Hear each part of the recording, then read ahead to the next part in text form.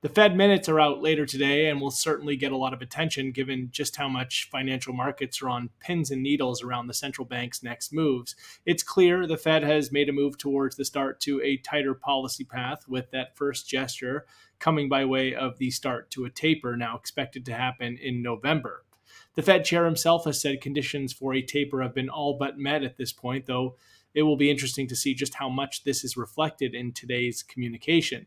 There is definitely some internal debate within the Fed around the risks associated with rising inflation, though more and more, as inflation keeps pushing up, credibility around the prospect of inflation being transitory has been damaged, and this has swung the balance further to the side of the hawkish camp. We'll get more color today for sure, but the other big question is whether or not there will be any signs of the Fed wanting to pull back and pull away from a commitment for an imminent taper, given this latest U.S. jobs report, which was unimpressive for the second consecutive time.